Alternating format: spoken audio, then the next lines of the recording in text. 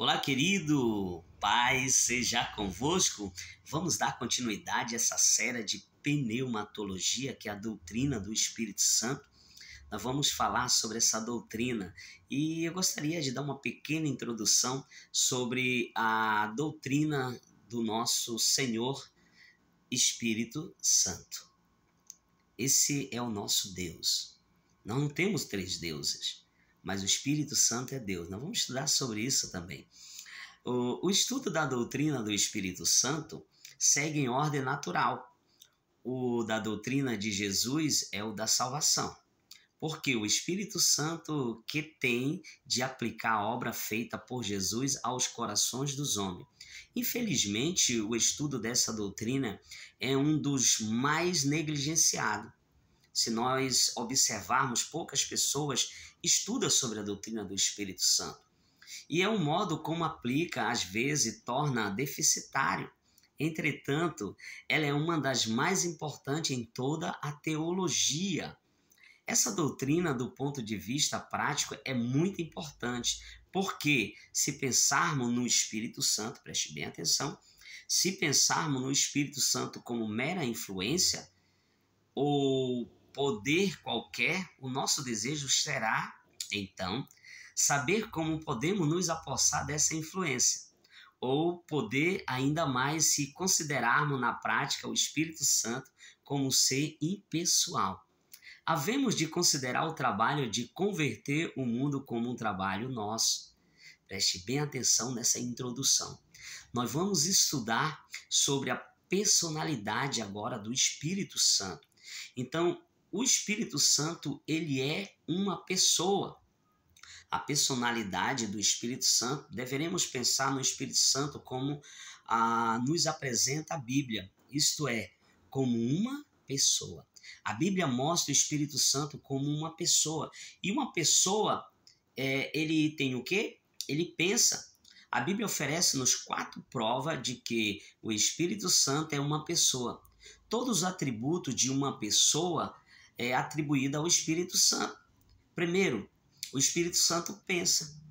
Olha o que Paulo fala sobre o Espírito Santo, como ele pensa. 1 Coríntios, capítulo 2, versículo 10. Mas Deus nos revelou pelo Espírito, porque o Espírito a todas as coisas prescruta, até mesmo a profundeza de Deus. Mas João explica sobre o Espírito Santo como uma pessoa, como ele pensa. João 14, 26 diz, mas o Consolador, o Espírito Santo, a quem o Pai enviará em meu nome, esse vos ensinará todas as coisas e vos farás lembrar de tudo o que vos tenho dito.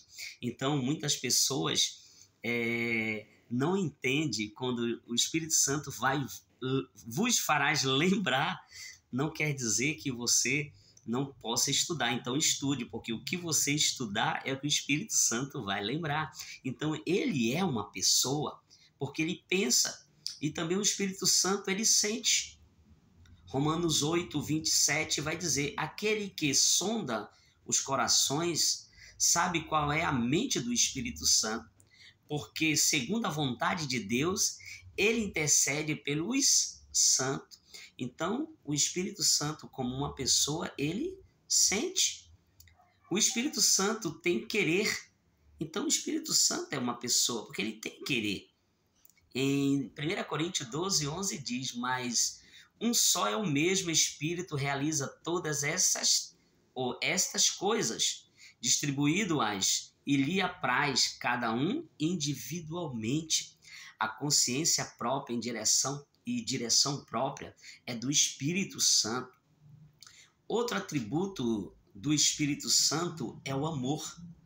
Se nós observarmos em Romanos capítulo 15, versículo 30, Paulo mostra que esse é um atributo do Espírito Santo. Rogai-vos, olha, Romanos 15, 30. Eu estou aqui usando a Bíblia para mostrar para você que o Espírito Santo é uma pessoa.